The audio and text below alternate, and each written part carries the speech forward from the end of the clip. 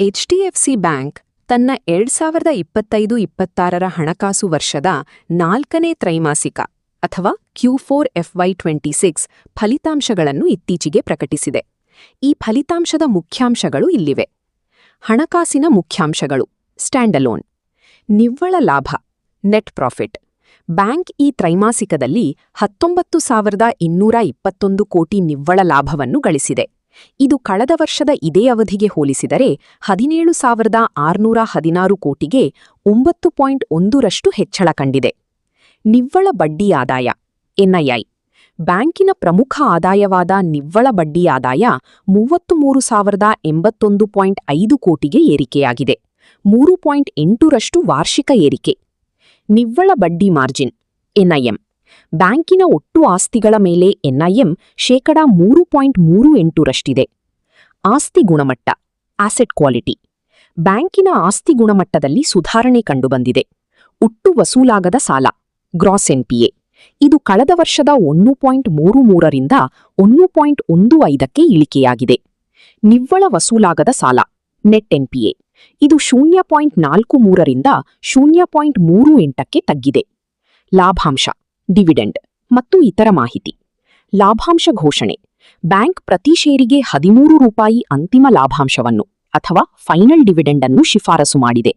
2025-26ರ ಪೂರ್ಣ ವರ್ಷಕ್ಕೆ ಒಟ್ಟು ಲಾಭಾಂಶ 15.50 ರೂಪಾಯಿ ಆಗಲಿದೆ. Record date. ಲಾಭಾಂಶದ ಅರ್ಹತೆಯನ್ನು ನಿರ್ಧರಿಸಲು ಜೂನ್ 19, 2026 ರೆಕಾರ್ಡ್ ಡೇಟ್ ಆಗಿ ನಿಗದಿಪಡಿಸಲಾಗಿದೆ. ಠೇವಣಿ ಮತ್ತು ಸಾಲಗಳು. ಬ್ಯಾಂಕಿನ ಸರಾಸರಿ ಠೇವಣಿಗಳು 12.8ರಷ್ಟು ಬೆಳೆದು 28.51 ಲಕ್ಷ ಕೋಟಿಗೆ ತಲುಪಿದ್ದರೆ ಸಾಲದ ಪ್ರಮಾಣವು 10ರಷ್ಟು ಏರಿಕೆಯಾಗಿದೆ. ಖಾಸಗಿ ವಲಯದ ಪ್ರಮುಖ ಬ್ಯಾಂಕಾದ ಐಸಿಐಸಿಐ ಬ್ಯಾಂಕ್ ಇತ್ತೀಚೆಗೆ ಏಪ್ರಿಲ್ 18, 2026ರಂದು ತನ್ನ 2025-26ನೇ ಹಣಕಾಸು ವರ್ಷದ 4ನೇ ತ್ರೈಮಾಸಿಕ Q4 FY26 ಮತ್ತು ವಾರ್ಷಿಕ ಫಲಿತಾಂಶವನ್ನು ಪ್ರಕಟಿಸಿದೆ. ಈ ಫಲಿತಾಂಶದ ಪ್ರಮುಖ ಮುಖ್ಯಾಂಶಗಳು ಇಲ್ಲಿವೆ. ನಿವ್ವಳ ಲಾಭ ನೆಟ್ ಪ್ರಾಫಿಟ್. Q4 ಫಲಿತಾಂಶ. ಜನವರಿ-ಮಾರ್ಚ್ ತ್ರೈಮಾಸಿಕದಲ್ಲಿ ಬ್ಯಾಂಕ್ 14,755 ಕೋಟಿ ಏಕೀಕೃತ ಕನ್ಸಾಲಿಡೇಟೆಡ್ ನಿವ್ವಳ ಲಾಭವನ್ನು ಗಳಿಸಿದೆ. ಇದು ಕಳೆದ ವರ್ಷದ ಇದೇ ಅವಧಿಗೆ ಹೋಲಿಸಿದರೆ ಸುಮಾರು 9.28ರಷ್ಟು ಏರಿಕೆಯಾಗಿದೆ. ವಾರ್ಷಿಕ ಲಾಭ. 2025-26ರ ಇಡೀ ಹಣಕಾಸು ವರ್ಷದಲ್ಲಿ ಬ್ಯಾಂಕ್ ಒಟ್ಟು 50,147 ಕೋಟಿ ನಿವ್ವಳ ಲಾಭ ದಾಖಲಿಸುವ ಮೂಲಕ ಐತಿಹಾಸಿಕ ಸಾಧನೆ ಮಾಡಿದೆ. 2. ಆದಾಯ ಮತ್ತು ಬಡ್ಡಿ ಗಳಿಕೆ. ನಿವ್ವಳ ಬಡ್ಡಿ ಆದಾಯ ಎನ್ಐಐ. ಬ್ಯಾಂಕ್ನ ಪ್ರಮುಖ ಆದಾಯ ಮೂಲವಾದ ಎನ್ಐಐ 8.4ರಷ್ಟು ಏರಿಕೆಯಾಗಿ 22,979 ಕೋಟಿ ತಲುಪಿದೆ. Net interest margin NIM. Bank ತನ್ನ ಬಡ್ಡಿ ಮಾರ್ಜಿನ್ ಅನ್ನು 4.32ರಷ್ಟು ಸ್ಥಿರವಾಗಿ ಕಾಯ್ದುಕೊಂಡಿದೆ. 3. ಆಸ್ತಿ ಗುಣಮಟ್ಟ ಆಸೆಟ್ ಕ್ವಾಲಿಟಿ ಎನ್ಪಿಎ. ಬ್ಯಾಂಕ್ ತನ್ನ ವಸೂಲಾಗದ ಸಾಲದ ಪ್ರಮಾಣವನ್ನು ತಗ್ಗಿಸುವಲ್ಲಿ ಯಶಸ್ವಿಯಾಗಿದೆ. ಒಟ್ಟು ಎನ್ಪಿಎ ಗ್ರಾಸ್ ಎನ್ಪಿಎ ಕಳೆದ ವರ್ಷ 1.67 ಇದ್ದದ್ದು ಈಗ 1.40ಕ್ಕೆ ಇಳಿಕೆಯಾಗಿದೆ. ನಿವ್ವಳ ಎನ್ಪಿಎ ನೆಟ್ ಎನ್ಪಿಎ. ಇದು ಕೇವಲ 0.33ರಷ್ಟಿದ್ದು ಬ್ಯಾಂಕ್ನ ಸಾಲದ ಗುಣಮಟ್ಟ ಅತ್ಯಂತ ಸದೃಢವಾಗಿದೆ ಎಂದು ತೋರಿಸುತ್ತದೆ. 4. ಷೇರುದಾರರಿಗೆ ಡಿವಿಡೆಂಡ್. ಬ್ಯಾಂಕ್ ತನ್ನ ಷೇರುದಾರರಿಗೆ ಪ್ರತಿ ಷೇರಿಗೆ ₹12 ಡಿವಿಡೆಂಡ್ ಲಾಭಾಂಶ ನೀಡಲು ಶಿಫಾರಸು ಮಾಡಿದೆ. ಇತರ ಪ್ರಮುಖಾಂಶಗಳು: ಸಾಲ ವಿತರಣೆ ಅಡ್ವಾನ್ಸಸ್. ಬ್ಯಾಂಕ್ನ ಒಟ್ಟು ಸಾಲ ವಿತರಣೆ ಪ್ರಮಾಣವು ವಾರ್ಷಿಕವಾಗಿ 15.8ರಷ್ಟು ಹೆಚ್ಚಾಗಿ 15.53 ಲಕ್ಷ ಕೋಟಿ ತಲುಪಿದೆ. ಠೇವಣಿ ಡಿಪಾಸಿಟ್ಸ್. ಬ್ಯಾಂಕ್ನಲ್ಲಿರುವ ಗ್ರಾಹಕರ ಠೇವಣಿ ಪ್ರಮಾಣವು 11.4ರಷ್ಟು ಏರಿಕೆಯಾಗಿ 17.94 ಲಕ್ಷ ಕೋಟಿಗೆ ತಲುಪಿದೆ.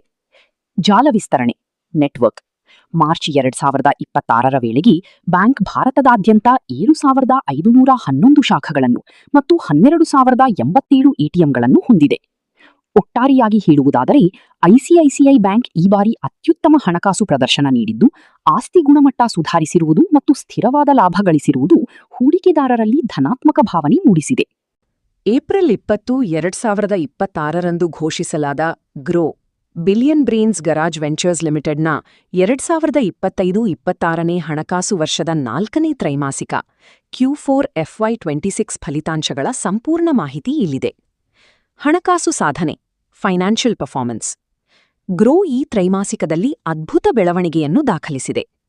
ನಿವ್ವಳ ಲಾಭ ನೆಟ್ ಪ್ರಾಫಿಟ್ ಕಳೆದ ವರ್ಷದ ಇದೇ ಅವಧಿಗೆ ಹೋಲಿಸಿದರೆ 122% ಹೆಚ್ಚಳ ಕಂಡುಬಂದಿದ್ದು 686 ಕೋಟಿ ಲಾಭ ಗಳಿಸಿದೆ.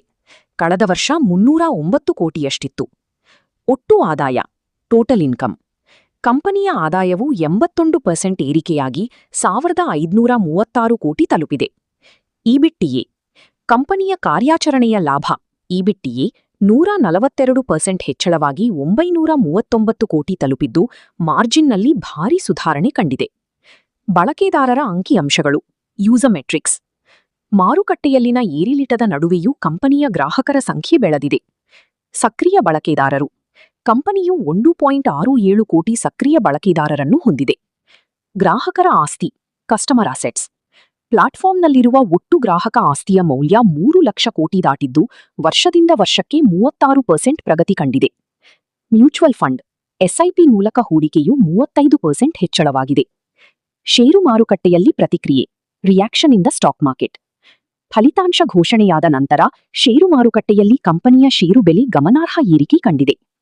ಫಲಿತಾಂಶದ ಮರುದಿನ ಷೇರು ಬೆಲೆ 10% ಏರಿಕೆಯಾಗಿ ₹216ರ ಸಾರ್ವಕಾಲಿಕ ಗರಿಷ್ಠ ಮಟ್ಟವನ್ನು ರೆಕಾರ್ಡ್ ಹೈ ತಲುಪಿತು. ಕಳೆದ ವರ್ಷ ನವೆಂಬರ್ನಲ್ಲಿ ಲಿಸ್ಟ್ ಆದ ನಂತರ ಈ ಷೇರು ಹೂಡಿಕೆದಾರರಿಗೆ ಸುಮಾರು 52% ಲಾಭ ನೀಡಿದೆ.